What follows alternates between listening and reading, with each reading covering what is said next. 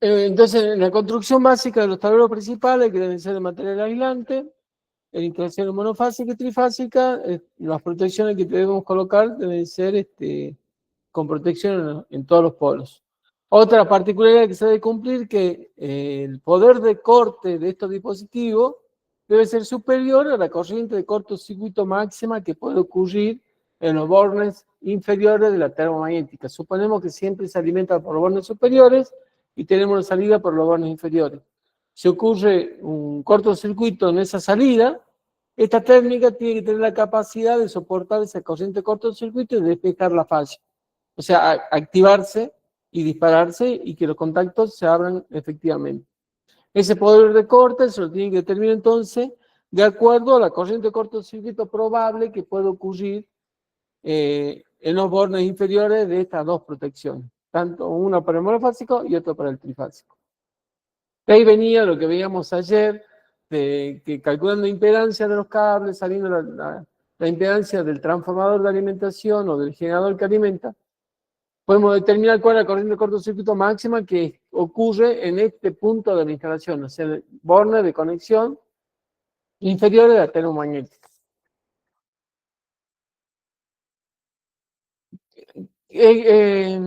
Con respecto a la protección con contactos indirectos, por corte automático de la alimentación, es otra condición que debe cumplir las protecciones que colocamos en el tablero eléctrico. Y acá hablamos del esquema de conexión a tierra TT. El esquema de conexión a TT, no sé, bueno, si lo conocen todos, pero se refiere a la conexión de los conductores de tierra y neutro en la fuente de energía. En la fuente de energía, que es el transformador, el conductor de protección, ¿sí?, está unido al conductor de neutro y está conectado a tierra. O sea, cualquier falla que ocurra en mi instalación eléctrica, desde una fase a la masa metálica de alguna parte de la instalación eléctrica, puede ser un tablero, un motor, una heladera, una carcasa, cualquier falla eléctrica, esa falla eléctrica va a provocar una circulación de corriente por tierra, por la jabalina de protección de la instalación eléctrica a tierra, va a recorrer por tierra hasta la resistencia, perdón, hasta la puesta a tierra del transformador, del centro de estrella del transformador, y por ese conductor va a subir al transformador y va a cerrar el circuito por la línea que tuvo la falla en el domicilio. Ese esquema de conexión a tierra es el usual en toda la distribución eléctrica en la República Argentina, desde la distribuidora hacia el cliente. Siempre que ese transformador sea propiedad de la empresa distribuidora. Esa es la obligación de cumplir con ese sistema de instalación, de alimentación, sistema TT. En este esquema de conexión a tierra, entonces, no sé si tengo un esquema más adelante, no lo pegué, pero ya lo vamos a analizar en otro momento, el esquema de conexión a tierra con más detalle. Pero tengan en cuenta que el esquema de conexión a tierra tradicional que utilizamos, donde neutro está unido al centro de estrella del transformador y ese centro de estrella está unido a tierra. Mientras que todas las masas metálicas están conectadas al conductor de tierra y aislado de neutro en las instalaciones del usuario, ¿sí? Si hay una falla de vivo a tierra, o sea, una línea pierde aireación y toca una carcasa metálica conectada a tierra, esa corriente circula por la tierra y tiene ese circuito de cierre. Dice que para este esquema de conexión a tierra, para contacto indirecto, ¿qué significa? Que si hay una falla a tierra, esa falla a tierra va a poner en potencial alguna parte metálica. Esa parte metálica va a elevar su tensión de contacto y si alguien toca esa carcasa y alguien no despeja, y hay alguien que no, algún dispositivo que despeje la falla, puede tener un accidente eléctrico. Entonces se fabricó un interruptor diferencial que detecta esa corriente de falla a tierra, que puede tomar un valor impredecible, depende de las impedancias de esos circuitos y de la tensión aplicada. Puede ser de 0,1 amper hasta 20 o 30 amperes, ¿sí? Depende de la resistencia del circuito de falla, que es bastante extenso, porque se imaginan, el circuito de falla a tierra es el conductor vivo puesto a la carcasa metálica. Esa carcasa metálica tiene una resistencia hasta el conductor de protección. El conductor de protección tiene una resistencia hasta la jabalina. La jabalina tiene una resistencia. El suelo tiene otra resistencia. La jabalina, que es la resistencia de la jabalina de la subestación transformadora. Luego tengo la resistencia del cable hasta el centro de este transformador y luego la resistencia de la línea para cerrar el circuito.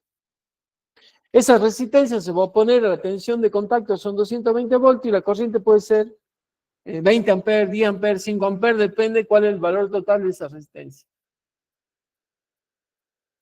Entonces, para que si esa falla fuera muy pequeña y pone bajo tensión esa carcasa metálica, debe haber un dispositivo que sea muy sensible y detecte que ese dispositivo es el interruptor diferencial. El único para este esquema de conexión a tierra que se puede utilizar como detector de esa falla a tierra. Y de esa forma protegemos en forma indirecta una falla, un contacto indirecto de alguien de algo que se puso por tensión por falla de aislación. Caso característico de máquinas o electrodomésticos que tiene una falla interna y se produce una fuga de corriente a tierra. Entonces los diferenciales son los únicos que se pueden disponer. Como habíamos dicho hace un rato, si yo mantengo la doble aislación, vuelvo para atrás. Entre el tablero principal y el tablero seccional, y esta línea es de doble aislación, no hay probabilidad de que haya accidentes por contacto indirecto, porque está todo doble aislación.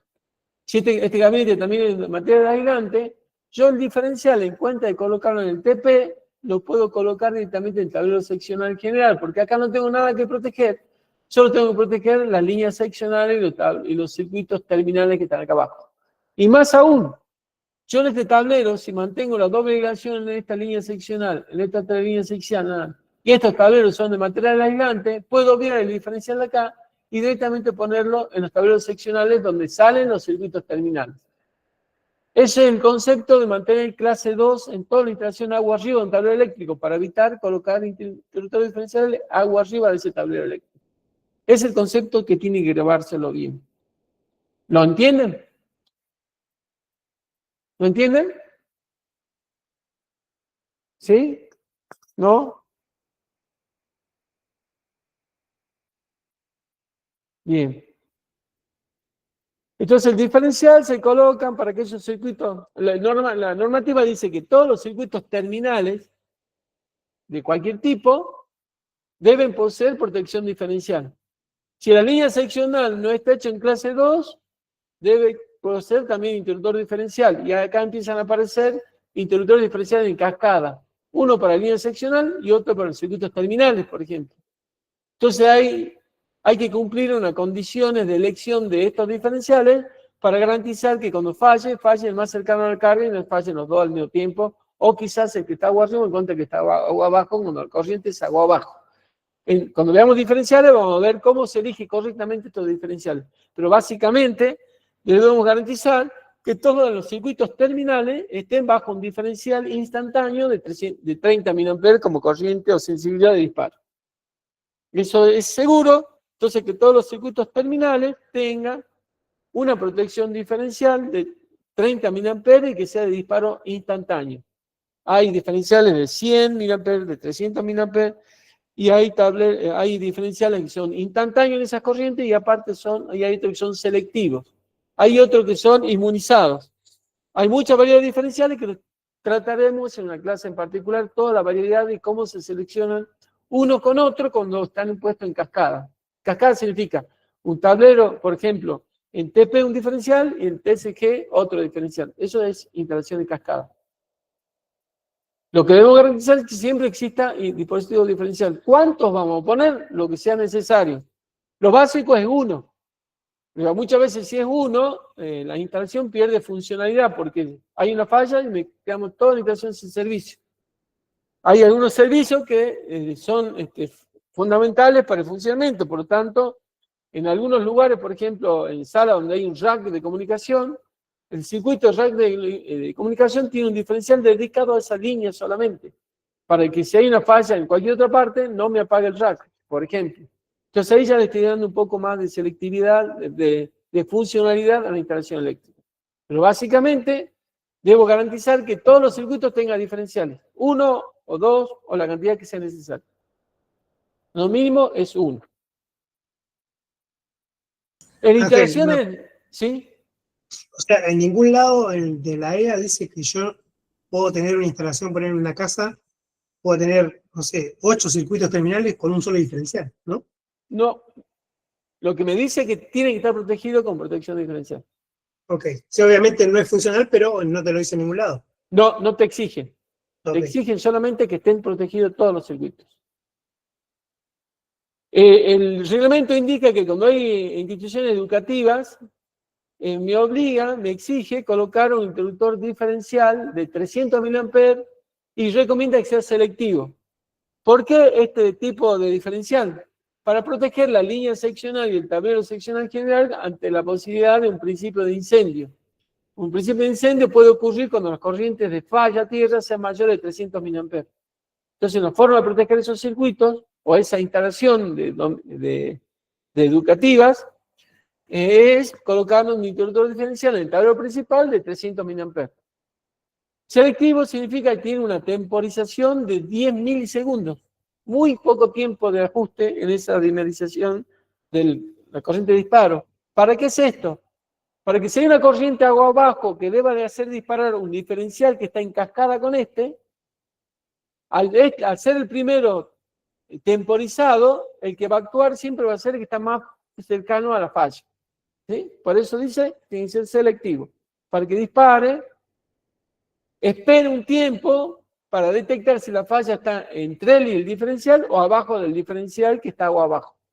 Para eso es selectivo. Y por eso el reglamento dice es selectivo. Por supuesto, es recomendable. Acá puedo obviar la instalación clase 2. Preferiblemente conviene hacer una aleación clase 2. Pero puedo obviar la clase 2 porque ya hay un diferencial que me detecte una falla a tierra y me despeje la falla. Como es una línea seccional, no hay probabilidad que yo toque el cable de nuevo, porque no hay un toma corriente, una luminaria o alguna máquina, sino que es un cable que está alimentando un tablero y otro. Entonces, no obligatoriamente tiene clase 2 esa canalización, porque ya hay un diferencial agua arriba. Otra cosa que me recomienda agregar la reglamentación AEA, cuando mi instalación posee pararrayos, o hay un pararrayo dentro de los 50 metros de distancia del tablero principal, es colocar un dispositivo de protección de sobretensiones. Estas sobretensiones debidas se llama sobretensiones transitorias y o atmosféricas, provocadas por descarga atmosférica en la línea de distribución o por maniobra de la empresa distribuidora en media tensión, que se transmite esos picos de tensión y puede ingresar al usuario. Entonces, en esas instalaciones me exige colocar, si hay pararrayos, un dispositivo de protección de sobretensiones. Acá tenemos una configuración de esa instalación. Tenemos el interruptor de cabecera a la izquierda, tetrapolar, con la alimentación de la línea en la borda superior. De acá salimos y alimentamos el diferencial, que alimenta todos los circuitos internos de 300 mA selectivo, y con un peine conectamos una termomagnética que en serie está conectado a un DPS, un dispositivo de protección de sobretensiones transitorias y atmosféricas. Y ese dispositivo tiene un borne conectado a tierra. Acá hay que guardar mucho cuidado y preferiblemente esta barra a tierra sea de material aislante. ¿Sí? Aunque no necesariamente, pero es preferible que esté forrada aislado para que si este cable de entrada pueda llegar a soltarse y tocar este cable, o este cable que sale de acá y va agua arriba del diferencial, se soltara y toca la barra, existe la posibilidad que se electrifique la barra sin que se dispare el diferencial, porque el diferencial está detectando solamente la corriente de esta parte. Entonces, preferiblemente esta barra a tierra debería ser aislada para evitar que al soltarse un cable de estos que están arriba del diferencial, toque esa barra y electrifique todas las masas eléctricas al que está conectada a esa barra equipotencial principal de tierra. La función del DPS es cuando hay una tensión superior a los 380/230 voltios, se comporta como un cortocircuito, entonces provoca una circulación de esa sobretensión a tierra y no permite que esa sobretensión ingrese al interior. O más bien, hace que esa sobretensión que puede ingresar se reduzca a valores muy por debajo de lo que fueran originalmente si no existiera. Ese tipo de DPS se denomina el tipo 1, que puede ser constituido por tipo 1 y tipo 2. O sea, internamente tiene un semiconductor y una ampolla gaseosa. que hace las funciones de disparo por ondas de distintas naturalezas, una provocada también veremos un capítulo dedicado a estos dispositivos de protección, como así vemos de los diferenciales, para ver cómo se selecciona, qué variedades hay, cómo se instalan, dónde se instalan, qué hay que guardar en el momento que se instala, etcétera, etcétera. De la misma forma veremos todas las variedades térmicas que hay, poderes de corte distintos, curva de disparo distintos, cómo se logra, se consigue la selectividad de las protecciones para que siempre dispare la que está más cerca de la falla.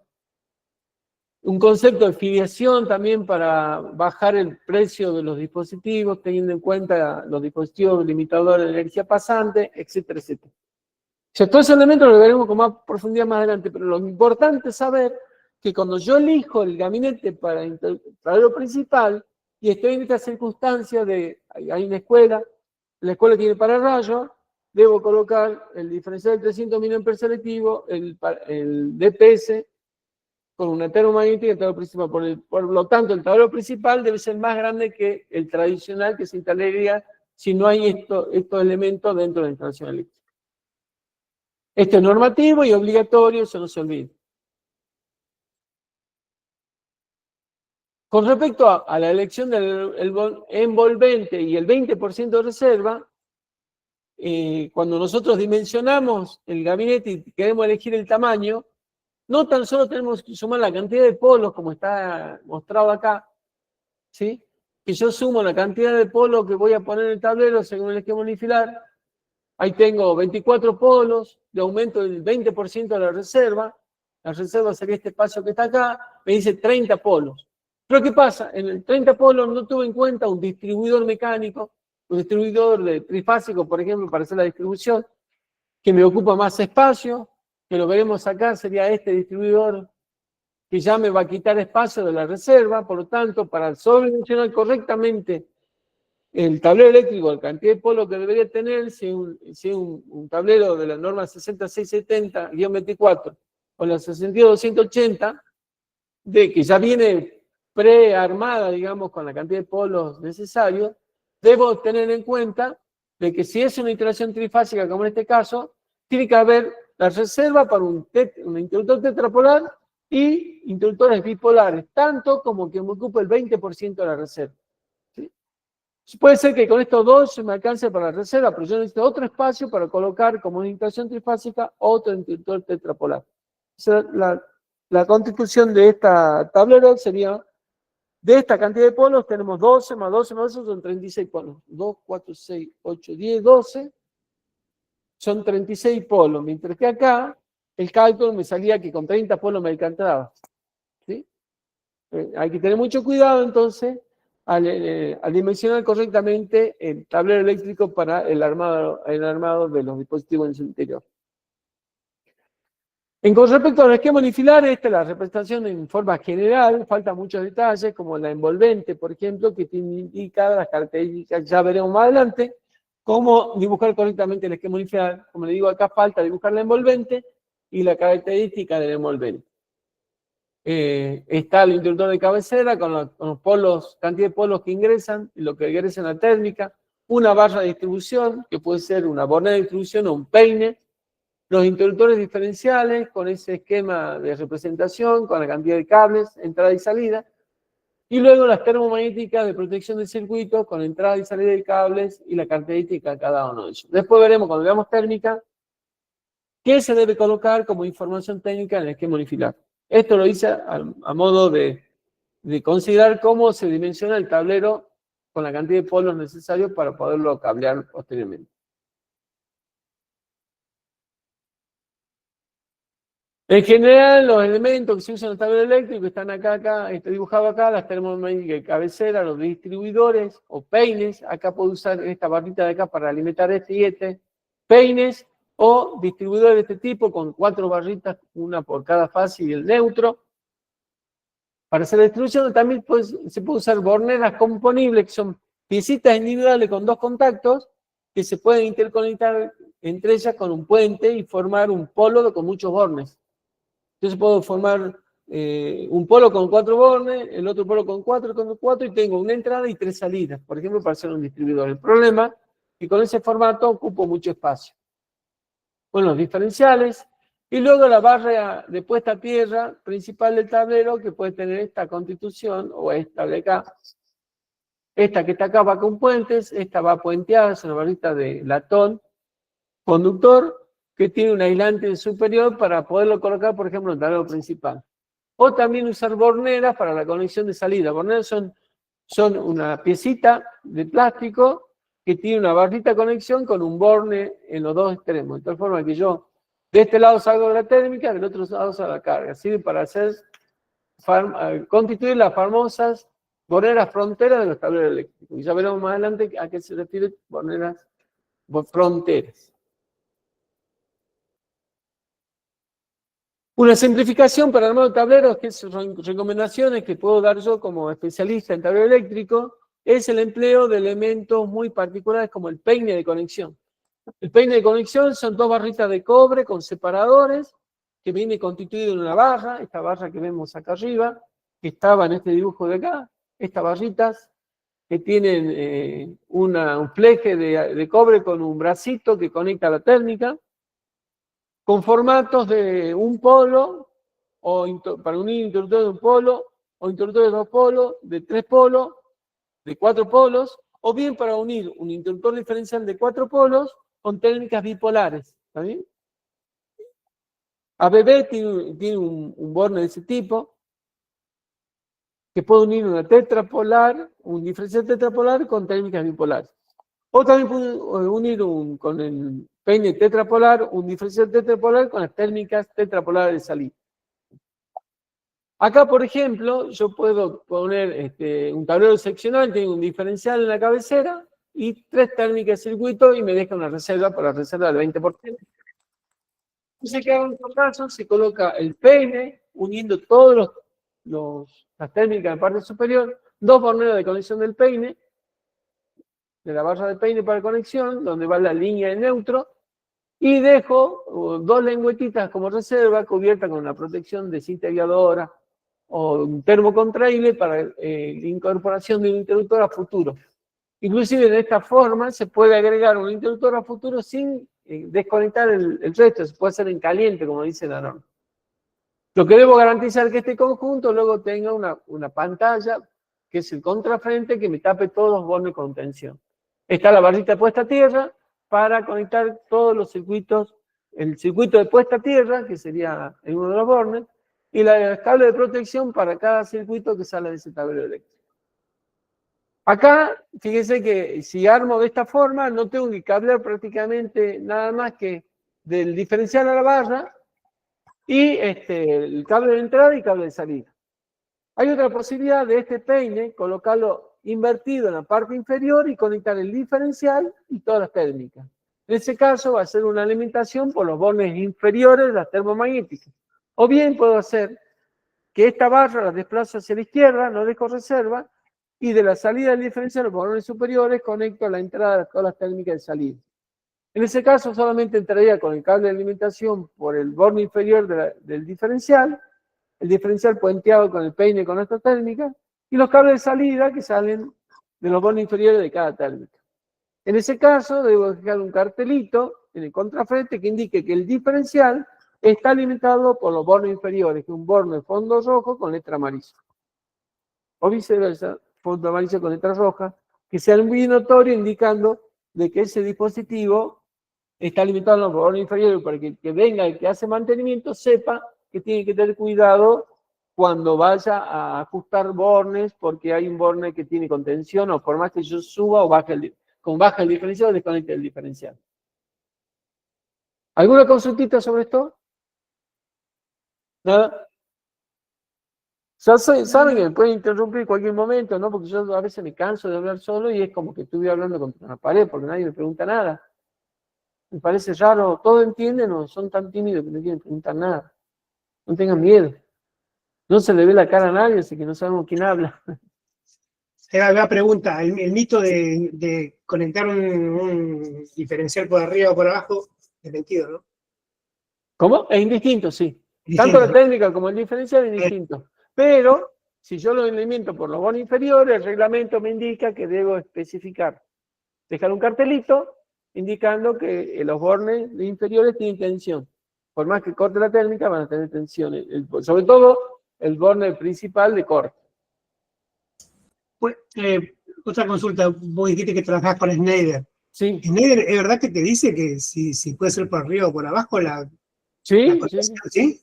sí, sí. Si vos lees el manual, el ACTI 9, versión 2011, ahí te dice textualmente, dice que la conexión puede ser por borne inferior o superior. No hay distinción, digamos.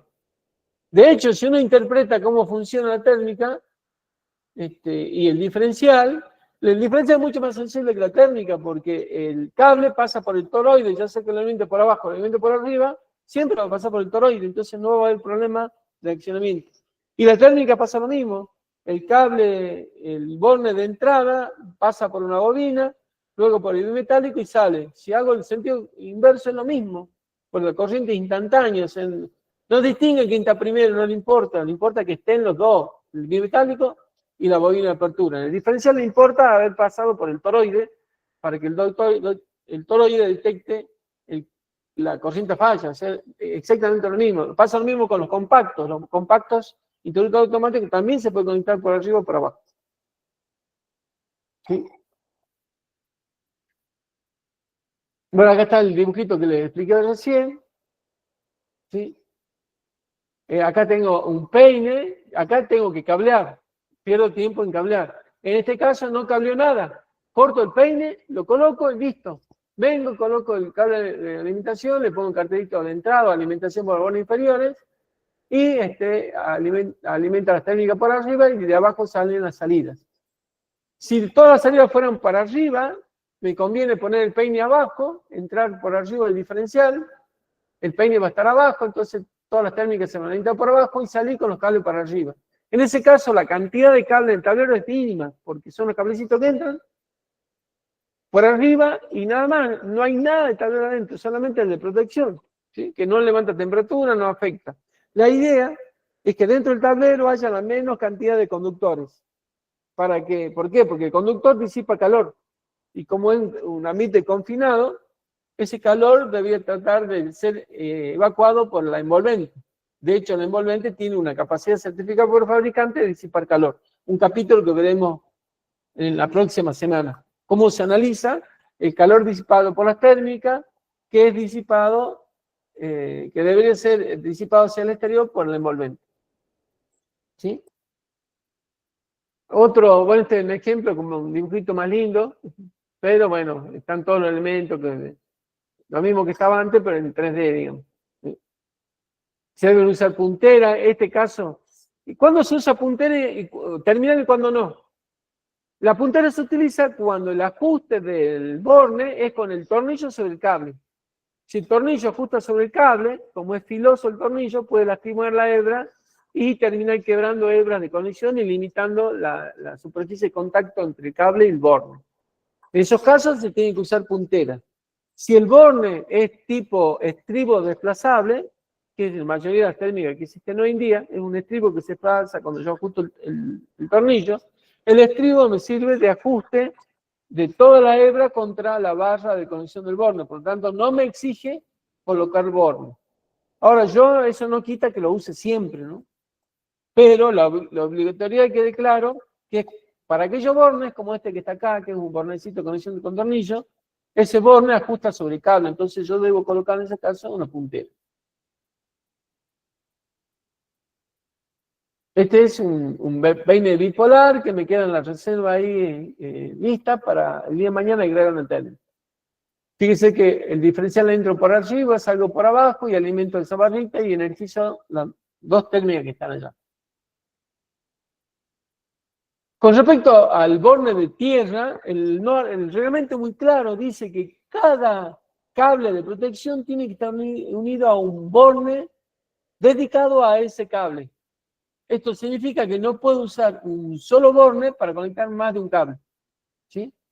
Me dice el reglamento muy clarito que cada borne se ubica un solo cable. Esto es una cuestión de seguridad.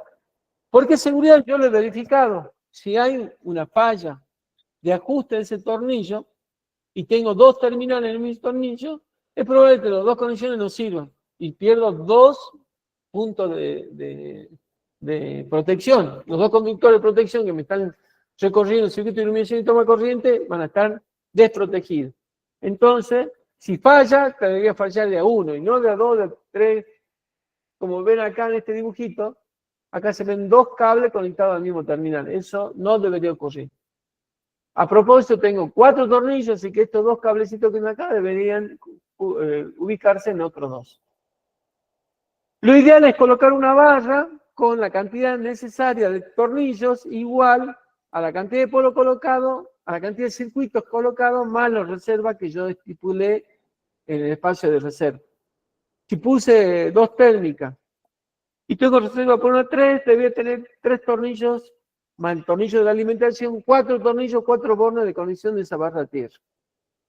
A la izquierda vemos una barra de tierra de latón. Fíjese que el tornillo ajusta sobre el cable, por lo tanto, acá debo usar terminales, punteras, ¿sí? Puntera hueca.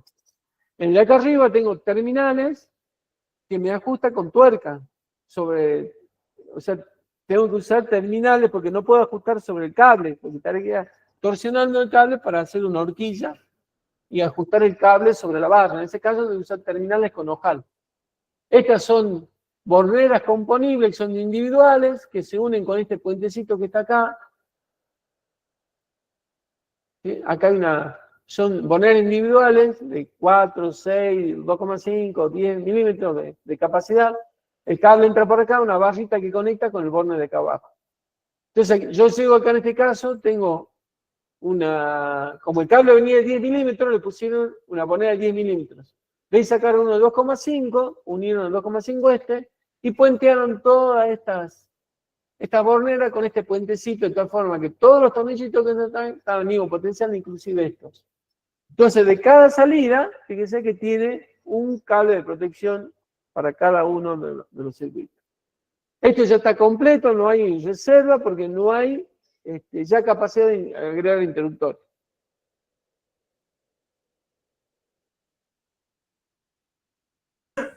Ángel, tengo una duda y Sí. una consulta. 2 cosas. No escucho bien, ¿no? Está muy bien. Hola, ahora, ¿me escuchás? Sí, ahora sí. Tengo una duda y una consulta te quiero hacer. Sí, Viste que ahora que estás hablando de los terminales TIF sí. y el tema de la guirnalda que no está permitida, pero viste que están los terminales TIF dobles. Vos podés hacer, porque si ponés que no sos peine, tenés 3 circuitos terminales. Podés usar el terminal TIF doble para hacer esta especie de guirnalda, ponele. Con el terminal TIF donde pueden. El TIF está, digamos, está pensado para que vos cuando salgas de una térmica y salgas, por ejemplo, a veces tenés un circuito de toma corriente que sale debajo del tablero principal y va hacia la izquierda y hacia la derecha, poner los 2 tramos, a distintos sectores. Entonces Sí. vos tenés que salir con 2 cables. A ese cable en salida le pones la puntera doble para tener doble salida de 2 cables, por ejemplo. Pero Para no salir, sí. no está fabricado para hacer la guirnalda. Si me quiere decir eso, no está fabricado para hacer la guirnalda. Ok, lo puedo usar en la salida de la térmica, sí lo puedo usar. Sí, pero sí. para hacer la arriba, eso no se puede. Porque la térmica, el borne de salida de térmica tiene un calibre que es el calibre de la térmica. Por más que vos pongas 2 terminales, 2 cables de 2,5 que tienen capacidad de 32 amperes, la térmica te está limitando a los 10 amperes. Ok. ¿Me entendés? No pasa lo mismo cuando la conexión es para arriba en la alimentación, donde no hay una limitación arriba de corriente. Ah, listo, entendido. Y la otra, sí, ahora sí, entendí. Era una duda que tenía, ¿viste? Porque por ahí lo ves en tablero, ¿viste? Que lo usan arriba. Claro. Pero bueno. El otro día estaba viendo a esta gente de Genrod, ¿viste? Que le estaban presentando los conectores, los vagos. Los vagos, sí. Ah, los vagos. Y uno, no sé, en una propaganda decía que ahora se puede usar en el tablero para evitar las guirnaldas y conectar esos terminales y hacer como una derivación a cada térmica. No. Para eso están los peines, para eso están las barras distribuidoras, o sea, no inventemos cosas. No, pero te lo digo porque a mí me pareció raro porque lo estaban en la feria esta que hubo en Buenos Aires, te lo estaban presentando como para hacer algo así. Ah, sí. Raro, ¿no? Porque Yo te digo, sinceramente, desde la regla del buen arte, que hablamos de la regla del buen arte, yo debo utilizar los materiales que están preparados para hacer ese trabajo. Para hacer la distribución de alimentación atérmica, tenemos el peine y el distribuidor. No inventemos cosas como la puntera doble, por ejemplo, para hacer guirnalda, que nos parece linda y bonita. No. Para eso tenemos el peine o tenemos el distribuidor. No hay que inventar otra circunstancia, otro tipo de elemento. Usemos eso. ¿Listo? Yo como instalador electricista, por ejemplo, como los peines vienen de 1 metro, yo me compraba una versión de cada uno y lo tenía en mi caja de herramientas disponible. El día que me tocaba usarlo, cortaba el pedacito que necesitaba y se lo instalaba y le cobraba el pedacito al cliente, por ejemplo. ¿Sí? Porque muchos dicen que es muy caro comprar la barra. Bueno, pero invertí vos y facilitar al cliente el uso de ese elemento que sea más práctico, más seguro. Pero bueno, ahí está la discusión, digamos, que todos quieren ahorrarse plata, pero a la larga la están complicando porque están usando cosas que no están preparadas para hacer distribución. Usemos las cosas que vienen destinadas para eso. Sí, te entiendo lo que decís. Lo que a mí me llama la atención es que una empresa como esta salga a decir algo así, o sea, teniendo en cuenta de que, bueno, fíjate las normas antes de hablar, porque después todo el mundo lo compra eso y capaz que lo usa para hacer eso. Y no estamos Sí, hablando yo lo conozco al ingeniero Pariente, que es el asesor técnico, digamos, de esa empresa. Yo le voy a preguntar, voy a ver el video y se lo pregunto, a ver qué opina él. Capaz que a veces los de marketing inventan cosas. Yo tengo, por ejemplo, una empresa de marketing contratada que antes de publicarme algo tengo que revisarla porque ellos buscan la información y la publican como si fuera verdadera. Posiblemente el de marketing se le ocurrió que podría usarse para eso, el de marketing decidió que ofrezcamos esto como esta posibilidad, pero no analiza si el reglamento o técnicamente eso es factible. ¿Entendés? Así que bueno, usemos los elementos que están dispuestos para eso.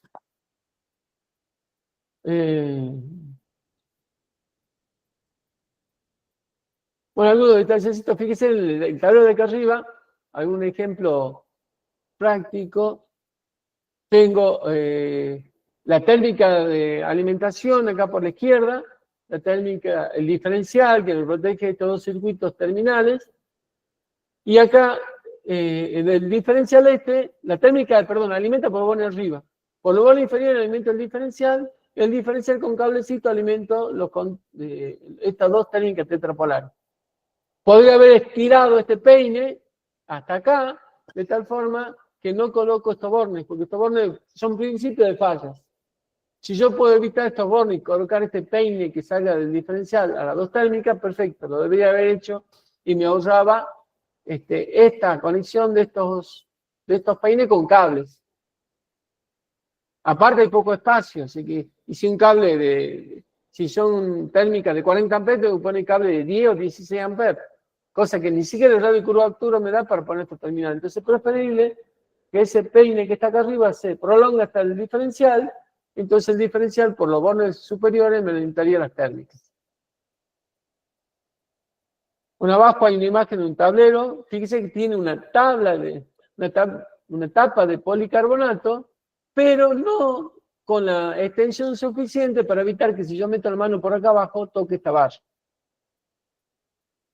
Eso es peligroso. O sea, esta policarbonato debería estar de pared a pared, de techo y por lo menos cubriéndome hasta por acá abajo para evitar que yo pueda meter la mano y tocar esa barra. O bien doblar esa parte del policarbonato y evitar que entre por abajo a tocar la barra. Pues esas cosas se dan, ¿no? Se dan en las instalaciones eléctricas. Con respecto a la altura de los bornes de conexión de los tableros eléctricos, cuando estoy hablando de altura de los bornes, no estoy hablando de la ubicación del tablero. Esto no me dice que el tablero puedo poner a 40 centímetros del piso a 2 metros de altura. Me dice que si tengo una columna que tenga 2 metros de altura, 2 metros de altura, la posición del interruptor más alto de ese tablero no debe superar los 2 metros. Y el interruptor más bajo, la maneta de maniobra de esa termométrica, no debe estar a menos de 40 centímetros del piso. ¿Sí? Dice, los componentes eléctricos no podrán montarse directamente sobre la cara posterior o lateral del tablero, sino el soporte, para esto del rieldín, no se puede colocar en los tableros laterales también, en la cara lateral de los gabinetes. Y hay entonces soporte, perfiles o accesorios dispuestos a tal efecto. En la cara anterior solo podrán montarse los elementos que deben ser visualizados o accionados del exterior. O sea, en la puerta del gabinete solo se puede poner elementos de maniobras que vienen disponibles para la puerta, pero no dispositivos de protección como termomagnética compacta. Sí se puede prolongar el brazo de maniobra de un compacto, de un seccionador, de una térmica hasta la puerta, pero siempre queda ese dispositivo en la bandeja de portaelementos del gabinete. Dice, todo borne o elemento bajo tensión debe ser protegido con contactos indirectos. Contactos directos es no tener acceso con la mano, por medio de una barrera. Las palancas o elementos de comando de los dispositivos de maniobra y o protección deben ser fácilmente accionables y ubicados a una altura respecto del piso del local, el tablero donde está instalado, entre 0,4 y 2 metros de altura. Recuérdense, esto es cuando estoy hablando de un gabinete de mucha altura, ¿no? Desde el piso hasta los 2,10 metros de altura, por ejemplo, las columnas de distribución. O si tengo un tablerito de menor tamaño, yo debo instalarlo de tal forma que el centro del tablero esté 1,50 m y la parte superior no supere los 2 metros para la térmica, la maniobra de la térmica en la parte más alta, que por lo general es el interior de corte general de ese tablero eléctrico. Podrán estar a la vista o cubiertos con una puerta con bisagra para facilitar las tareas de operación y mantenimiento. Es recomendable que las puertas queden retenidas en sus posiciones extremas por dispositivos diseñados construidos a tal efecto. Dice que el concepto es una traba de la puerta en la posición X. Tomando esta recomendación, mayor importancia en el caso del tablero empleado a la intemperie, donde la acción del viento podrá perturbar y poner en peligro la operación y mantenimiento. Por ejemplo, los tableros que son para uso petrolero, esa es la denominación del tablero, o uso minero, que se usan en el campo, donde hay mucho viento, o en la minería, en la zona de altura, donde hay mucho viento, esas puertas tienen una traba. De tal forma que yo cuando la abro, me queda trabada a 90 grados, para poder trabajar tranquilo y que si viene un viento no me golpee la puerta. En lugares donde no hay viento, eso se puede obviar, ¿sí? En la intemperie, por general, es conveniente que lo tenga. Las boletas de conexión, ya sean destinadas a los conductores de alimentación o a los de salida de circuitos, deberán estar ubicadas a una altura mínima de 2 metros, perdón, de 20 centímetros. En las columnas de distribución que tiene un zócalo de 10 centímetros, se puede colocar una bolera en la parte inferior, pero tiene que ser a 20 centímetros del piso. Del piso del operador, no del piso del gabinete. Medida desde su parte inferior con respecto al nivel del piso terminado, queda clarito. Se deberá prever suficiente espacio interior como para permitir un montaje holgado de todos los componentes y facilitar el acceso, recorrido y conexionado de los conductores aislados y cables, teniendo en cuenta su medida y radio de curvatura. En todos los tableros se debe efectuar una verificación del límite de calentamiento. Esto es importante, el radio de curvatura, tenerlo en cuenta. Porque en este gabinete que está acá, si usted pone cable de 25, improbable que pueda acá en este sector poner un cable de 25 para evitar el diferencial con estos bordes. Ahí estaría obligado a colocar una barra completa del diferencial hasta las térmicas. Hay que tener mucho cuidado los radios de curvatura dentro del tablero eléctrico. Hay que darle la dimensión suficiente para que el cable se pueda curvar adecuadamente. Bueno, acá terminamos. ¿Tiene alguna consulta sobre estos temas que hemos visto? Mañana, el próximo martes, seguimos con estos conceptos de instalación, de ubicación de tableros. Y después ya comenzaremos a ver termomagnética, interruptor automático, diferenciales de DPS, etcétera, etcétera. ¿Tiene alguna consulta?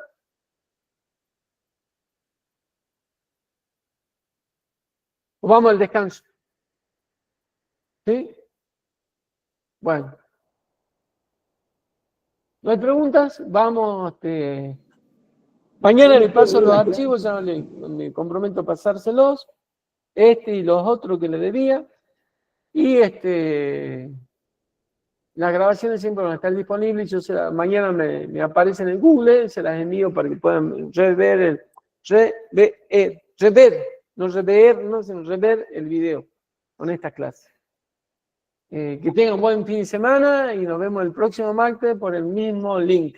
De todas formas, yo les mando el recordatorio para que lo tengan presente. Chao, chao.